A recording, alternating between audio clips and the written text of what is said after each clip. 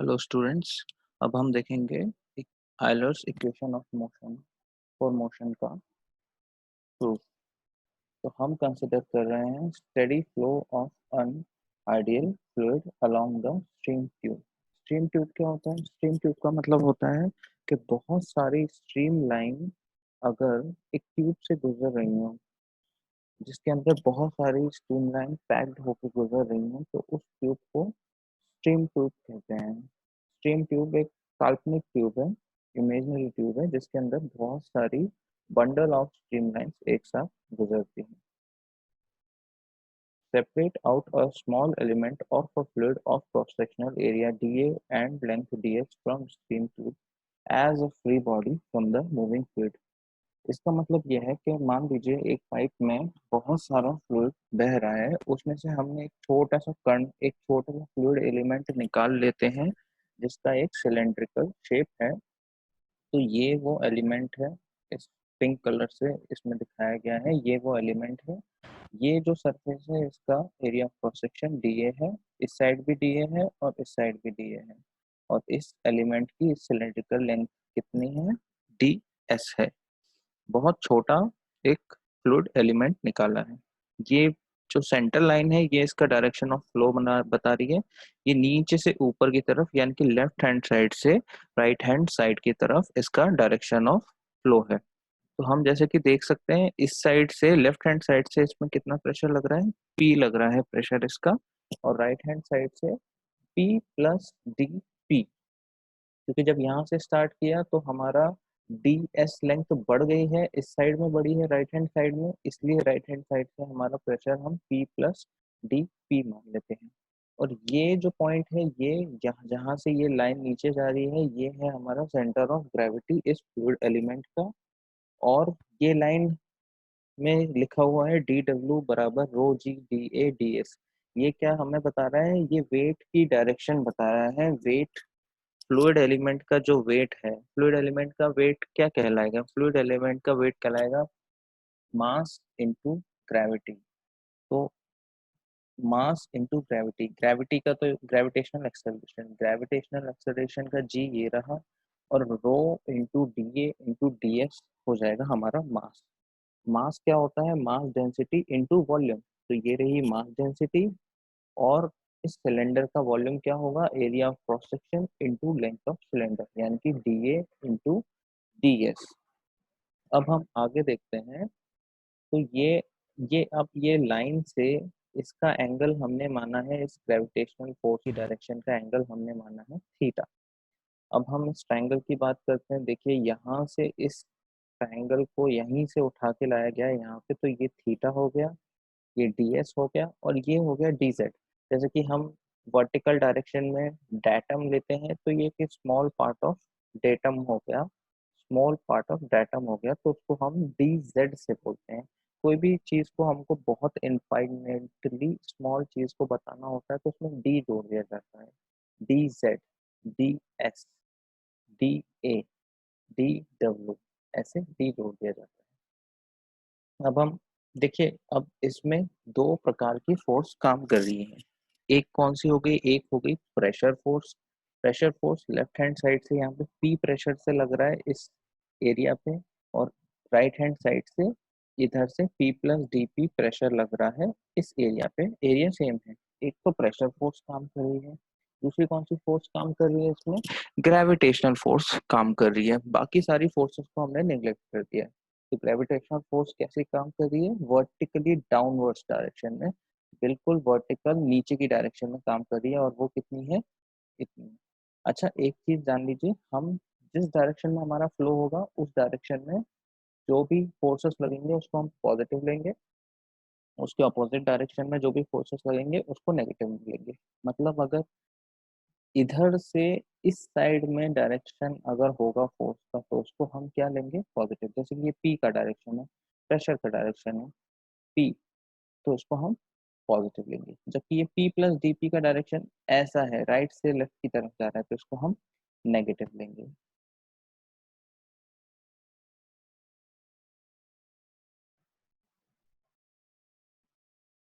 अब तो दो फोर्सेस हैं हमारी, उनको सेपरेटली हम निकाल लेते हैं।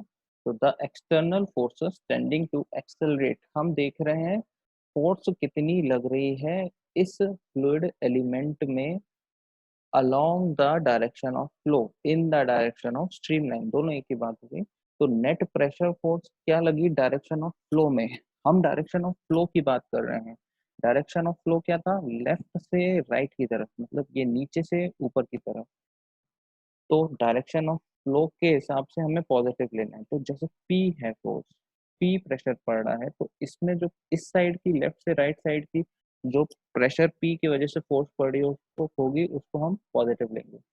और पी प्लस डी पी के तरफ से जो फोर्स लग रही होगी उसको हम नेगेटिव लेंगे, क्यों, opposite of direction of flow है।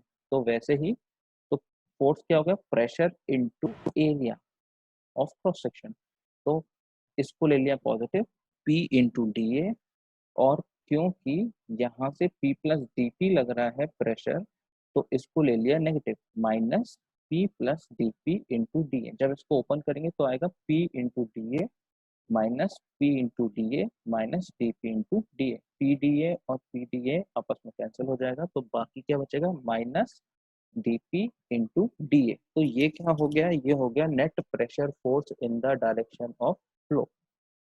अब हम बात करते हैं जो हमारी फोर्स लगी वेट ऑफ फ्लूइड की वजह से, और हमें किस डायरेक्शन में निकालना है, वो डायरेक्शन ऑफ फ्लो में निकालना है। जैसे कि यहाँ पे देख सकते हैं ये वर्टिकली नीचे की तरफ है हमारा वेट, लेकिन हमको किस में निकालना है, हमको इस डायरेक्शन में निकालना है, इस ब्लू लाइन के डायरेक्शन के अलोंग निकालना है इस फोर्स को। तो जब हम इस ब्लू लाइन के अकॉर्डिंग निकालना चाहते हैं तो हम देखते हैं यहाँ पे ये जो एंगल है थीटा दे रखा है।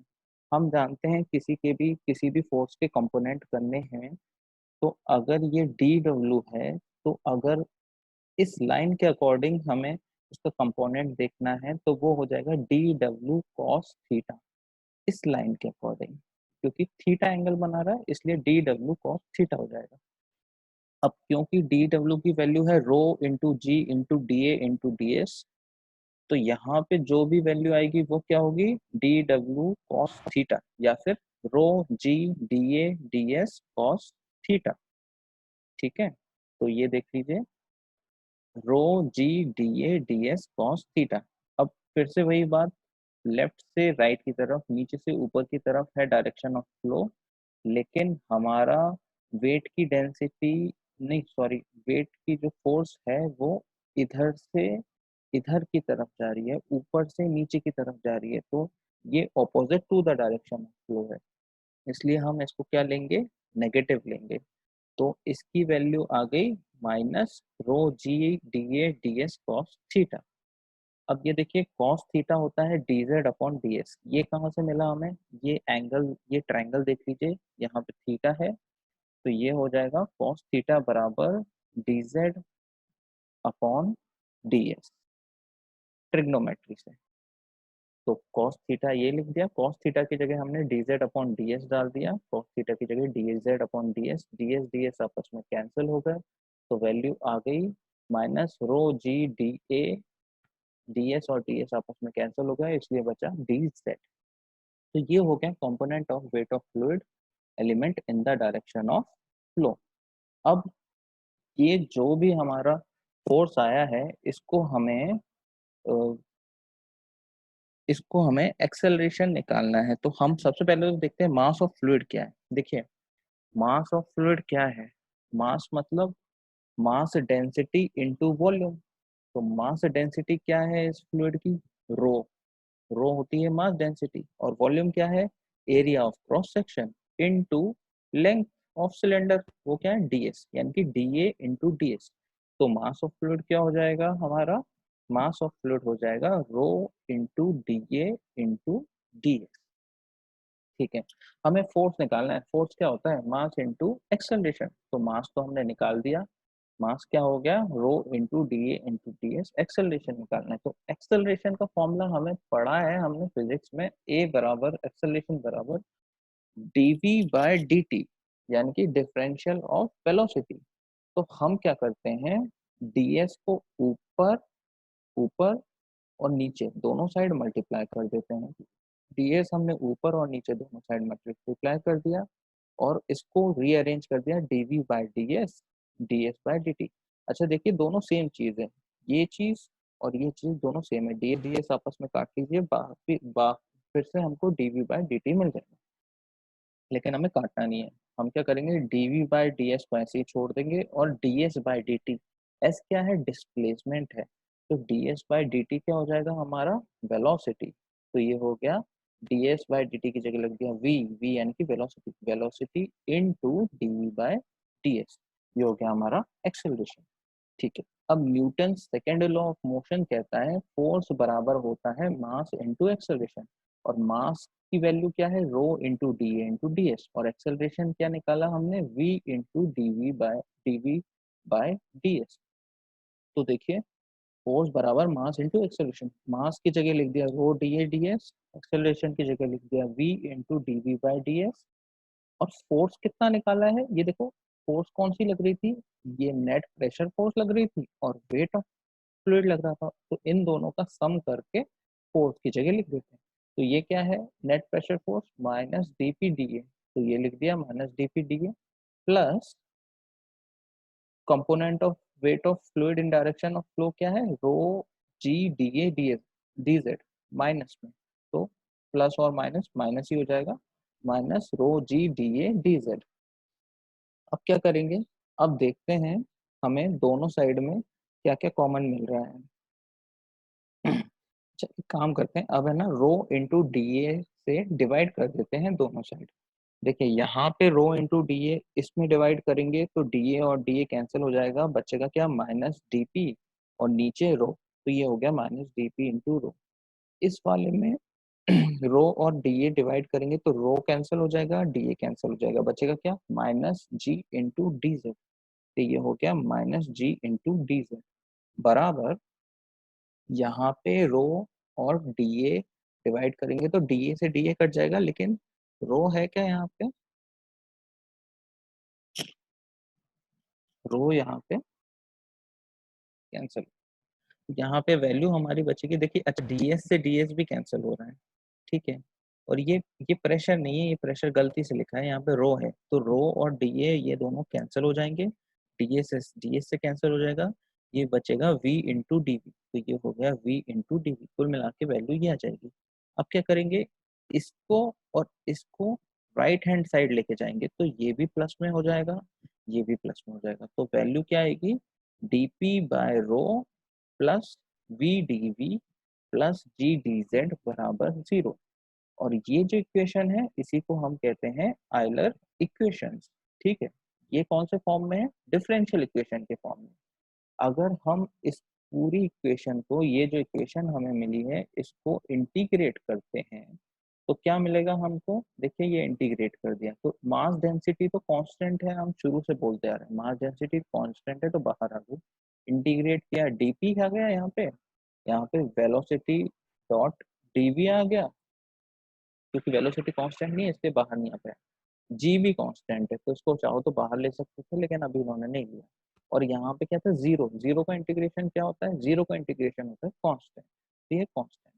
अब जब इसका इंटीग्रेशन हटाएंगे हम तो ये आ जाएगा पी बाय रो, और वी डॉट डीवी का इंटीग्रेशन क्या होता है, वी स्क्वायर अपॉन 2, और जी तो कांस्टेंट था, dz का इंटीग्रेशन क्या हो जाएगा, z बराबर कांस्टेंट।